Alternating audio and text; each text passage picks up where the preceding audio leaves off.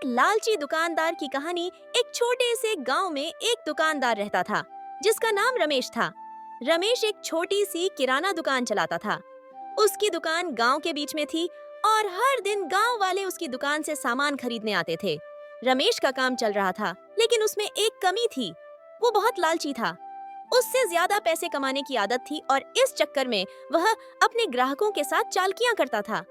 रमेश ने अपनी दुकान को ऐसे चलाना शुरू किया था कि वो हर चीज को ज्यादा महंगा बेचेगा। जैसा ही कोई ग्राहक कुछ खरीदता, वो उससे बोलता है, ये सामान बहुत अच्छा है, आपको ये सबसे बेहतर मिलेगा। गांव के लोग उसकी बातों में आ जाते हैं और समझते हैं कि वो जो कह रहा है वो सच है। धीरे धीरे रमेश ने अपनी दुकान को और भी ज्यादा महंगा बना दिया। एक दिन एक आदमी अपने घर के लिए चावल लेने दुकान पर आया। उसने रमेश से कहा, भाई मुझे 5 किलो चावल चाहिए। रमेश ने चावल दिए, लेकिन चावल का वजन कम था। जब उस आदमी ने घर जाकर चावल तोले तो उसने देखा कि वजन कुछ कम है। उसने तुरंत रमेश को याद किया और दुकान पर वापस आ गया। रमेश भाई, आपने जो चावल दिए थे उनका वजन कम था, आपने मुझे धोखा दिया है। रमेश ने तुरंत कहा, अरे भाई, गलती से हो गया होगा, मैं तुरंत नया सामान दे देता हूँ, आप गुस्सा मत हो। उस आदमी ने उसे नए चावल लेने की बात दी, लेकिन उसने रमेश से वादा लिया कि आगे से वो अपनी चालाकियों से बचकर काम करे। रमेश को समझ में आया कि अगर वो इसी तरह अपने ग्राहक को धोखा देने लगेगा तो उसका काम बंद हो जाएगा। लेकिन उसका लालच उसे बार बार ऐसे काम करने पर मजबूर करता था। अगले दिन एक और ग्राहक दुकान पर आया और उसने कुछ चीजें खरीदी। रमेश ने उसे एक पुरानी और सस्ती चीज को महंगा दिखाया और बेच दिया।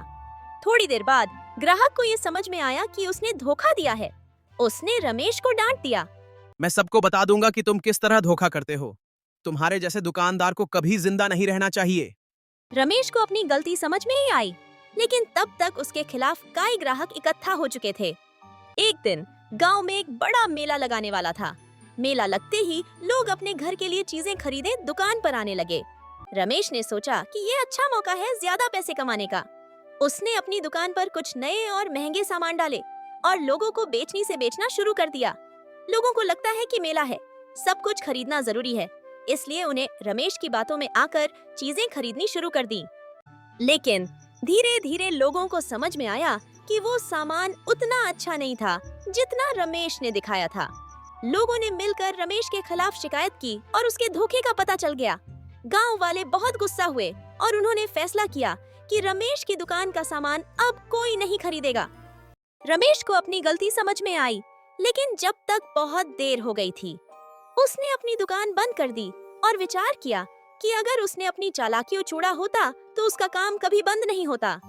उसे समझ में आया कि लालच और धोखा कभी भी फायदा नहीं देता और ईमानदारी से काम करना ही सबसे बेहतर है।